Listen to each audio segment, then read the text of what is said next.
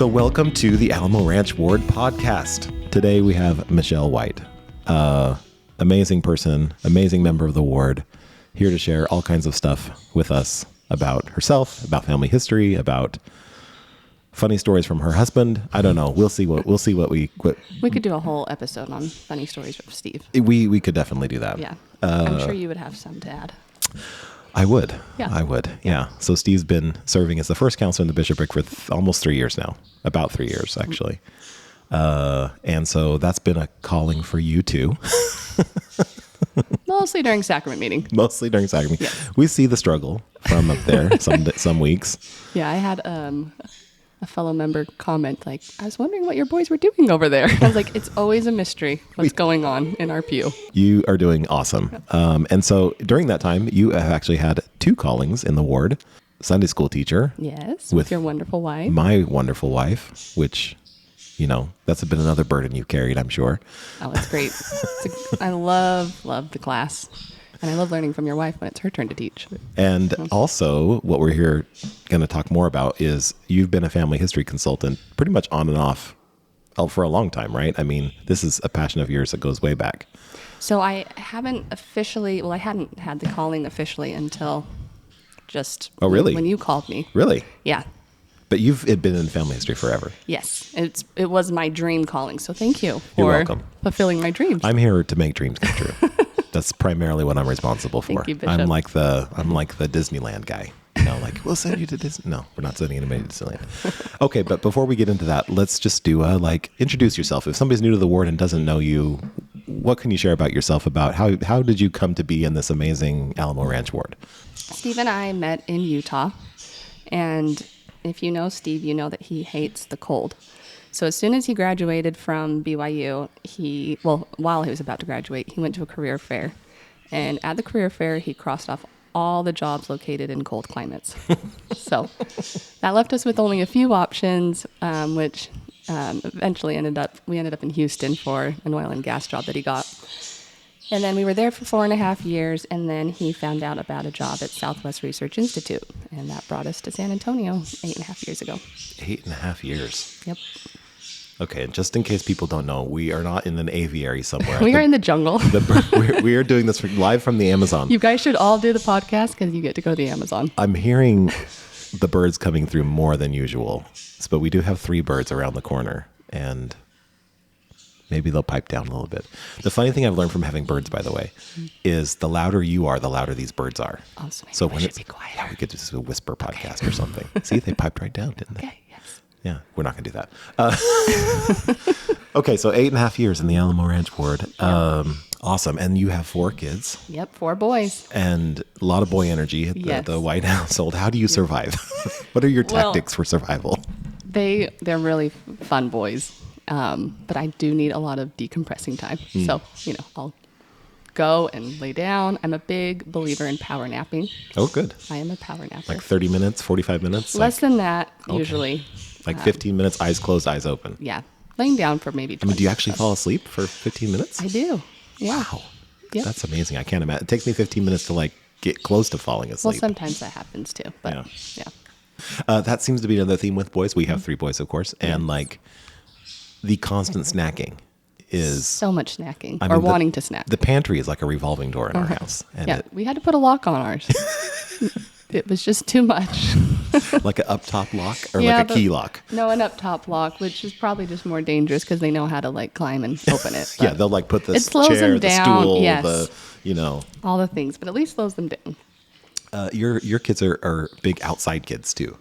Yes. Go outside, be outside, run around, play with mud, right? Well, they're actually not muddy people. Okay. We like adventure. We like to hike and bike. But as far as mud, they're kind of sissies. Oh, boy. Yeah. But Steve and I are too, so maybe that's it. So were you always an outdoors person? Because I know Steve is super outdoors. Did he sort of bring you to the outdoors, or were you also an outdoor person? So I was raised at the mouth of a canyon, and so the mountains were my home. Backyard. Yes. But looking back, I didn't utilize it as much as I wish I would have. It actually took the move to Texas to realize how much I missed the mountains. Yeah. But growing up, I was snowboarding, wakeboarding, doing different things like that. But I think I got more into hiking as I parted from the mountains and just wanted to be back Yeah. out in nature. Yeah, being from St. George area, that's when I did my teenage years. I remember thinking like, this Red Rock is so ugly. Like, I want to live other places, you know. I couldn't wait to get out of there. After living away from there for a long time, I was like, oh, no wonder people want to be there. It's so beautiful. It's so beautiful. Yes. Even I though love it's a going to St. desert George. and it's hot and it's miserable, you know, to work in. But for the outdoors people, right? Yeah, it's a dream. amazing. Any hobbies or things you do in your spare time? I like to travel when we can. Oh, that's right. Like to explore. I was going to bring this up. So something I've learned about you in the last couple of years is you have this like tremendous wanderlust. Yes. You just love exploring and the idea of being places. Yes. So what is your like top list of places either you've been or that you want to go next? Well, Steve and I just booked our flights for Iceland. Oh, wow. So we're supposed to go the end of August, and I'm really excited about that. Awesome. Yeah. Okay, so Iceland is on the list. What about sort of where you've been? Like what is like your top 3 places that you've been? So my mother, she is retired from Delta. So growing up, we had free flight benefits, which meant wonderful adventures. It also meant being stuck at airports sometimes for days. Waiting for a standby. Yeah, waiting for a standby flight. But we were able to go and see some really neat places. I think my favorite place that I went to was Dubrovnik, Croatia.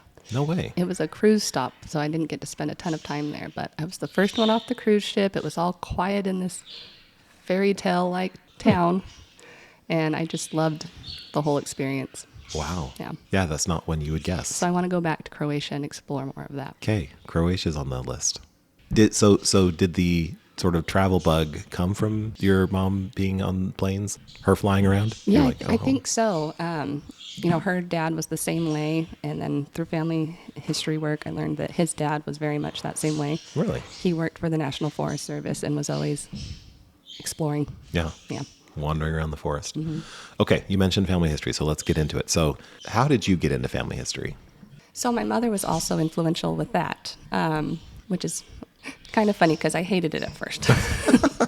So my dad's dad is a convert, and my mom took it upon herself to find out more about his ancestors and do their temple work.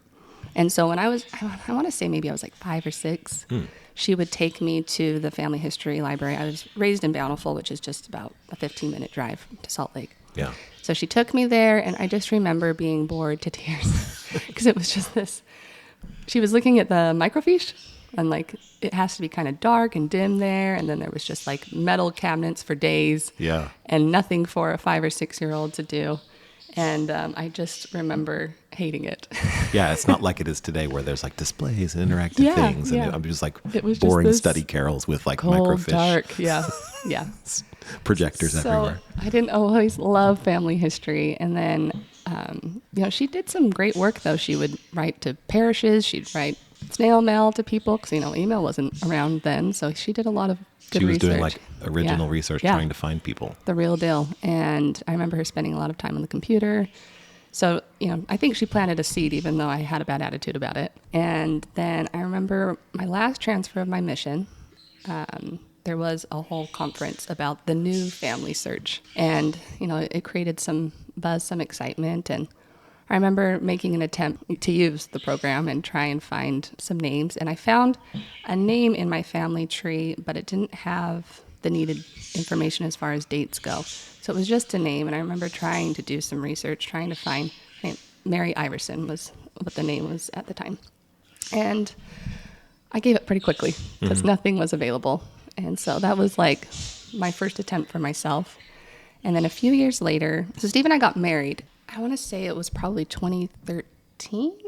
I gave it another shot. There were a few things that influenced me to give it another go. So Okay. I actually called the family history consultant for our ward, Sister Linda Green, who I love very much. And she came to my house, sat down with me, and walked me through the process. And we were able to find information for Mary Iverson that wasn't previously available because it hadn't been indexed yet. Okay. And so it was really cool that even though I couldn't find anything a few years prior, giving it another chance a few years later, that I was able to find that information and take her name to the temple. For for people who aren't as familiar with the history of family history, I think what you first referenced when, you talked about being on your mission and this new family search is launched, like it was a website that sort of showed your family tree, like the information we knew about your family tree, but it knew who you were. So you could log in, then you could see your parents and their parent, their grandparents, great grandparents, if it was in the information.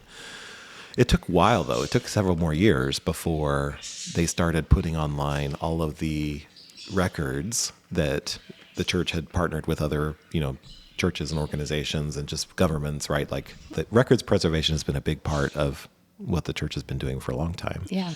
But more recently with digitization and putting those records, getting those records available online, it's actually opened up access to the records. And then people can find the actual census where Mary Iverson's name is there, and you can see, who she was living with the time in her household, and the relationships there, all the information that they would have captured as part of the census when they went around. Yeah. So those records have come more and more online, and every year, you log into Family Search and you can find more. Like they're just appearing. Thousands are added every day. It's pretty incredible. Yeah, it is. And it also to see the role that AI is playing into, transcribing the records, and it's definitely not perfect, but it's pretty impressive to see how far the technology's come. Have they talked more about that? I have not been plugged in to like what's going on with AI and but I've noticed there's less of a push for manual indexing of things. Yeah, so their indexing has changed to where, you used to have to type in every single letter and guess what that cursive word is. But AI is able to identify quite a bit, and then you can just go in and say, yes, that's correct. Okay. Or no, that needs to be changed. So it's turned everybody into an auditor instead of an actual manual entry person. Yeah, saving a lot of time. Have you done that work? Like, have you actually seen, I have. I think it's through the Get Involved section of Family Search. Okay. Yeah, so it's changed since we were, trying to do each record by hand and figuring it all out, so... I remember just even a few years ago when our kids were just a little smaller, and they were just learning to type and things. We would have like little indexing mornings or whatever, and they would get a record, and the little bigger ones had like 50 names on them, right? And you had to like very patiently to get through one picture, type in all these names, and it was so frustrating to them because it was also in cursive, a lot of it. They're like, they can't read cursive, but we're so it's so cool, how quickly things change. My first action item from this is I'm going to go back and actually look and see what it looks like to be an editor. Yeah.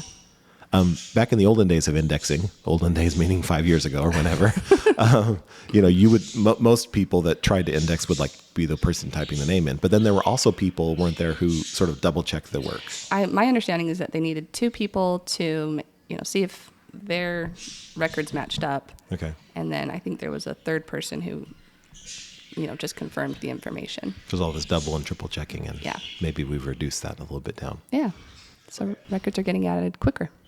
So I think I diverted your story to like talking about the systems the church has, but you were talking about Mary Iverson. You were talking about like finding this information finding her records that enabled you to then, what came next in Mary Iverson's journey? Yeah, so I was able to take her name to the Houston Temple and had a really neat experience doing that. It was the first time that I had taken an ancestor's name to the temple, and it was really powerful. And it just felt transformative, It's one of those moments that you recognize, like, this is real. And it was really important that experience came at that time. I was actually a young mother, new mother, and I was also a very inexperienced Relief Society president and feeling the overwhelm from that. Wow. And it was just kind of a reminder, like, okay, yes, I do believe this, and this is real. And so it was a real faith-affirming experience for you. Yeah, exactly. Yeah. These things that you had been taught for your whole life, things that you had gotten like closer to, or you seen your mom, work on with family history, but to have your own experience firsthand, going through the whole process of preparing one single ancestor's information to then receive their ordinances in the temple.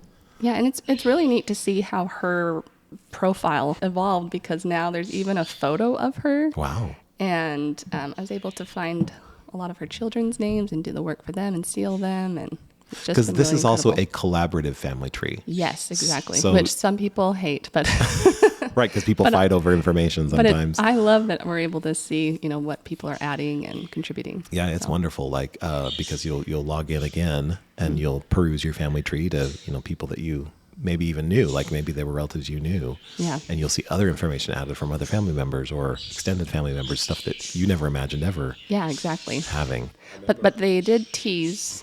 They gave us a little teaser at RootsTech that they are working on individual tree options where you can work on a tree that no one can change. So if you're frustrated because your fourth cousin it keeps changing something, know that there's a way that you can eventually have your own tree that no one can alter. Hasn't that been one of the reasons why people also use Ancestry? Yes, some people really want to have that control, Like it's their own, they can have a private tree or multiple trees, I think, in Ancestry, right? Uh-huh. That they work on kind of Yeah. simultaneously. That's like the expert mode, I feel like. Yeah. But I mean, I love seeing what's added. And even, like with my grandma, she passed away just a few years ago, and seeing what people are adding about her and the pictures that are added. So That's awesome. I think the collaborative tree Do you, is do you great. come from big families? Both sides of your family, like larger, like lots of aunts and uncles? I have just 5 aunts and uncles on my side, and I think Steve, he's about the same. Okay. I have 6 aunts and uncles on my mom's side. Mm-hmm. I have 9 aunts and uncles on my dad's side. Oh, wow. 25 cousins, right? And like 50 some odd cousins, Uh-huh. right? So when we share our family history stuff, I mean, I am sometimes very surprised because my cousin, that I haven't seen in several years, many years from the last family reunion, like we'll share something that they got after my grandma died or something, Yeah. right? Like from her stuff. And I'm like, oh, I'm so glad that exists. Because things are lost to time all the time and we don't Right. know where these things disappear, but then suddenly bam, like it's back there. Somebody has sought to record it or bring it back into, a shared space where everybody can benefit from it and have it versus like Yeah. people fighting over stuff when grandma and grandpa die, or whatever. Yeah, like everyone can see it. And Family Search just released a app called the Together app. And This is new. I don't even know about this. And so you can create a family group. And so I just actually yesterday invited my my dad's side of the family to get on to the app. And it's a way that you can share not only temple names if you want to do that, but you can also share stories through the Together app and post pictures. So if you're kind of tired and overwhelmed with social media, I think this might be a good option to share Wow. pictures with your family. Yeah, and you can also select to keep things private because it'll ask you questions and you can earn points. They reassured us it's not points to get to heaven, but you can do your own record keeping about your own life, and there's different question prompts that you can answer. This is so cool. Yeah. Plus, it also has a lot of the neat activity features that I love. I don't know if you've done famous relatives that you're related to, or compare a face where you're able to take a picture of yourself and see either what ancestor in your tree you look like or what celebrity you look like. There's also where am I from, so you can see a map of where your ancestors are located, and that's been really neat for Steve. He actually has a legacy in Temple, Texas. Really? Yeah. And so when we were up there visiting a friend who had moved there, we were able to look at the map, my ancestry feature, and find some cemeteries where his ancestors are Wow. located. And so we had some really neat experiences going and showing the boys that. That is so cool. Okay, so this is the Together app. Yes. So I just went to the App Store and searched for Together by Family Search, and it comes right up. And Yep. that was like 5 taps to get into it. And I'm now seeing like my favorites and about me and like this invitation to invite others to my family group. I see my family member. There's my dad right there Oh, on the there first he little is. page. My dad and my grandma and my other grandma, like all my grandpas. Wow, check it out. And the pictures are great. So this is like a little treasure. If Yeah. somebody wants to just do something based on something we've said today, I would say go get this app and just start checking it out. Yeah, and a great way to connect. It's like this is a really like fresh app too. They've put a lot of effort into this. I can tell. Some apps in the church, not so much. But the Family Search apps They've been working hard.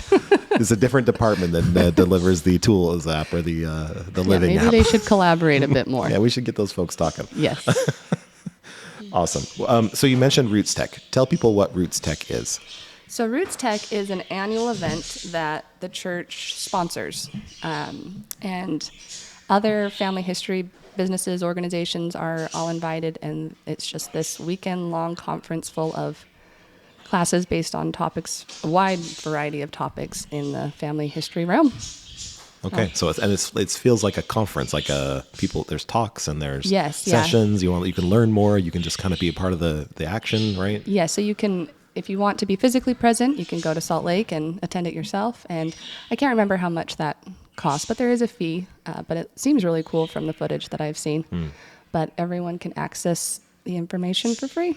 So all the talks, everything's online, right? Plus previous years, so there's a lot of content and information. I would assume you go to familysearch.org, and there's probably just Google RootsTech. Yeah. It'll come right up. It'll come right up. So what else came out of RootsTech? What else were you enthusiastic about? This whole new app that I didn't know about, you told me about. What else do I need to know? What's the TLDR? Well, I mean, if you feel like you're far along with your knowledge with family history and you're ready to experiment and help give feedback to the developers of Family Search, and I think this has been around for a while, but it's something I wasn't too familiar with. There's Family Search Labs, where you're the tech guy. What is it? Like the demo? Is that the term? It was like a beta, before it's available to everybody. Before it's officially launched, you can experiment with different tools that they're trying to develop. Okay. And then give them feedback. And, if you want certain features, make sure to communicate that. And so if you want to see what's coming or potentially coming, you can go to Labs. And they they are trying to slow down errors that occur in Family Search. And so they have what's called a data quality score. So you're able to see what AI is picking up on as far as your ancestors' accuracy with their information. And so that's something new and I think helpful. So if you see like a low score, you might want to just recheck a few things, maybe find some more sources to back up their information. This is like a score they're giving a person in your family tree. Yep. Like an individual this data looks ancestor. a little weird. And I think from what I see, I think it's like low, medium, high. Okay. Yeah. That might come from, I've seen crazy things like somebody died before they were born or somebody, some of these things aren't possible, obviously. Yeah, like this doesn't match up. Yeah. So. Yeah. They're trying to slow down errors. One of the things that I love about family history is like you're solving a mystery. Who are these people maybe you didn't know if you go further back in your family tree, you didn't know your great-grandparents or great-great-grandparents. Sort of reconstructing their lives, seeing where they were born, seeing where they died, seeing where they were baptized, seeing, what other information you can find through records or whatever. It's almost like, it feels like you're on a mystery. You're on some kind of investigation. Right. I know some people who are really good at internet stalking. It's like, if you can channel that to family history work, you'll like be really effective. It's almost like, the popularity of the true crime podcast, right? Like, but that it's that kind of like, this is a mystery. It's kind of a mystery to solve. Who are these people? And then one in particular that came up recently, Audrey and I think I shared some of this story in sacrament meeting once or something, but we went to England with my mom, and it was kind of a bucket list trip for my mom. She had never been, and many of our ancestors are from England. We found Very cool. the gravesite of one of my ancestors, and Charles Parker Nutt. Mm-hmm. And we also found out from the cemetery that it was not marked, but the cemetery knew where his plot was, that's cool. They're all numbered. Uh-huh. And we went and found the spot, no marker. But we also found that there were 6 other people buried in that same spot. That you were related to? 4 of them were his children. Oh. But one of them, it was a random other person, like 50 years later. And so now, going back to the mystery part of this, I have been like, just bothered. Yeah. Like, this has been like, who is this person? Right. Like that was buried in my ancestor's plot along with him. Did he know them? Did they have some kind, like, was he also a member of the church? Because Charles Parker Nutt was one of the very first, or one of the early branch presidents in the Leicester branch of the church. Uh-huh. And so he was branch president for a very long time as they were shuttling people over to Utah, which was sort of the direction at the time, gather ye to Zion. Yes. He was at a sort of home base in Leicester, like he was sending his children off as he could afford to send them over, and other members of his branch, I assume. And so I'm thinking, like, was this maybe a branch member or somebody he had like a closer relationship this to? be? Yeah. Or was it just a random person? The cemetery was like, well, they won't mind, and they put another person They in don't that plot. have a name or anything. It's just No, they have a name, and I Okay. can't remember offhand. Like, it's part of my mystery hunt. I've been like, I searched for them in Family Search, and I found 2 or 3 potential people that they might be. Who it The might dates be, yeah. sort of match. I've actually gone into the church history. So there's family history library, but also the church has a historical library about church history, separate. And so I've been in the church history archives to get more information about the Leicester branch, like who were the members of the Leicester branch during these times. Yeah. That my ancestor was the branch president, maybe hoping to find that person on the records of the church in that time. You know, I haven't gotten the records yet from that. I found that Part they 2. exist, but I have to actually go to Salt yes, Lake to do that. to figure it out. So that's on my list for my next visit. Well, that's when I get out exciting. there. So I guess point being, like, I've experienced also this, like, even in the last year or two, this like renewed thing where there's a person behind and there's people behind the people. Yes. And this, you know, even though you might look at somebody on the family tree, you've got a picture and maybe you've got a couple stories and maybe even you knew them when they were alive. The more you look at the census records or, you know, the other things that are tagged to that person, you'll find other people associated with that people, and that'll open up whole new places to go search and add and find people and bring them. Right. Open more doors. Yeah. What would you say to somebody who is blocked, like on a line? I need a breakthrough on this line. Like I'm stuck. Yeah. I can't find anything else. You're at your wit's end, not knowing what to do next. Yeah. It's like, I just can't find that death date, or I can't find that census record or birth certificate. Like, or does this child really exist, or does the spouse really exist? There are many resources. As far as the ward, of course, the Temple and Family History consultants would love to help. Yeah. Yeah, I would say to utilize those resources, and if you feel like you've utilized them and you just need to take a break, you just leave it alone, and eventually they'll come home. Like Mary Iverson, you know, you just have to give things time sometimes to become available. Maybe the information isn't indexed yet, or your great aunt is, you know, keeping those boxes about your family in the attic, and those are going to be found soon. So, you know, I think it just takes time, and I love spending time learning about what we do know.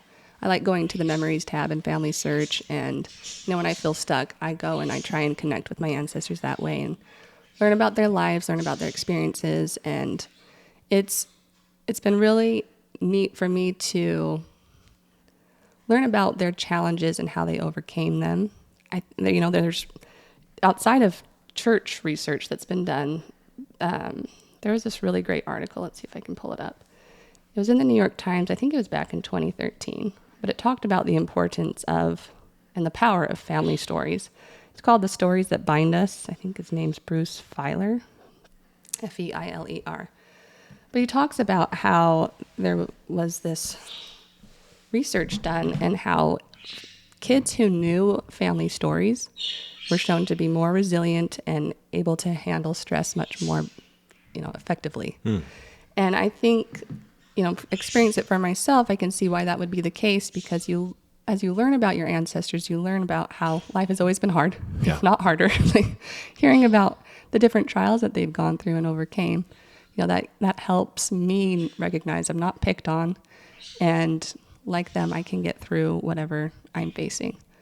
So I think it's really neat to see not only the church talking about the many, many blessings, which I could do a whole podcast on, the blessings that the prophet and apostles have shared about doing family history work, but also that the science community notices, yeah, there's something to this. Yeah, I love that. As I've gotten older, my family history, my current family, and my family's history mean more to me, I've found out. Yeah. It's a sense of identity, I think. Absolutely. Knowing who I am, where I came from, what my ancestors were like. And I think that's the big journey of family history.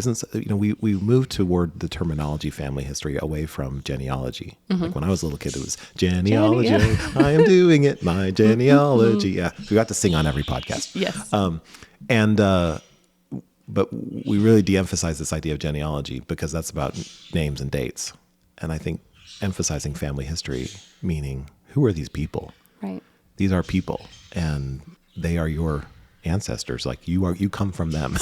You were made of the same DNA they were made of. Yeah. And like it gives you such a grounding sense of identity and a sense of place and a sense of who I am and where I come from. And I think that's like you're Right, saying. that you're part of something bigger. Yeah. Yeah. And I'm part of their story. Right. I think about that in particular. I emphasize to my children, there are things about my family history, but like I am the fifth missionary in my family history. Oh, wow. My father, grandfather, great grandfather, 1, 2, 3. My kids will be the fifth, but we've had 4 sort of consecutive generations of missionary service in my family. And so for That's me, awesome. when I talk to my kids, it's not so much about like, hey, you should go on a mission because this is good for you. It's also this legacy of missionaries. Like you need to go serve. Yeah. Like, this is what our family does. This is who we our are. culture. Yeah. This is what we do. Yeah, and I loved hearing my pioneer stories and drawing strength from that. I also have had experience on the other side where there's been lines where I haven't actually wanted to explore too much in the past because of hard stories. My great grandmother, who I was really close with, she passed away when I was 18, but I was able to develop a close relationship with her. Her father was an alcoholic, and even as she was, in her 80s, I could sense that it was a source of pain for her. So when I got into family history work, I didn't really want to explore that line. Okay. I just kind of wanted to hear the good, positive stories, But I learned more about the benefits of, generational healing. And so I became more open to the idea of learning about him and also his parents and grandparents. And as I learned more about that, there were some really powerful stories. His grandmother, she gave birth to his father at winter quarters, and she crossed the plains. She had an incredible life. Her name is Rebecca Fawcett. And I won't go into too much about her life, but she did incredible things. She also went through some really hard things. And so thinking about that family trauma and, how that could have impacted certain things, it helped me to have a little bit more compassion for my great-grandmother's father, which goes along with one of my favorite blessings that Elder Renlund talks about how family history, temple and family history work can provide healing for that which needs healing. And he also talks about, understanding the atonement more. And so even though for a while I, didn't want to know about that ancestor who, dealt with that illness, the more I've learned about life, the more I've learned about, addiction and alcoholism, it's helped me to have more compassion and forgiveness for some of the mistakes he made. Awesome. I love that. That's so beautiful. It really is. And I'm so glad you bring that up because, some people's family situations are not perfect. Yeah. They're not what they would consider ideal or what they would hope they are. And inside every family tree, you're going to find stuff that's painful. Yeah. Or that's difficult. Skeletons in the closet. Yeah. But you know what? We all deal with like pain and difficulty in our life. So that can also be a strength to us. Yeah. And thinking about just, within your own family line, the trials and the pain that's gone on, really gives you a stronger appreciation for the Savior and the atonement and what he went through for each of us individually, as well as a collective family. That's the maybe coolest thing about contemplating the atonement for me is this idea that it's infinite and eternal. Because the closest thing I can get to understanding the words infinite and eternal is actually going into Family Search and just clicking the buttons and going back and back and back and back. Yeah. This is a very finite system. I mean, you will find the end at some point. Yeah. But when you get the big fan charts or you get the big sort of visualizations of all these people that are in, that have come before you, it does make me appreciate the scope of humanity and how we all have one Savior. Right. That saved us all and like cares about us all and that can deliver us all and whose gift is available to all of those people. And it meant so much to many of those people as well. Anything else you want to share as we wrap up here? Anything that you didn't get to talk about that you wanted to talk about? That family history work should be one of the primary answers. You know how we throw out, prayer, scripture study, go to the temple, but adding that component of family history work should be one of the primary answers. Really, if you just did a study about the blessings of family history work, they are so powerful, like overcoming addictions, overcoming temptation, developing a close relationship with the Savior. They just go on. And I've found personally that it's been an effective way to help my family avoid and overcome temptation. Well, this has been delightful. Thank you, Bishop. What a nice way to end. Like, such a good testimony. I love it. Like, bring it back to the Savior and like how Christ impacts our lives even today, 2,000 years after he lived and how he's affected all of our ancestors. So, thanks for doing this. Thank you for having me.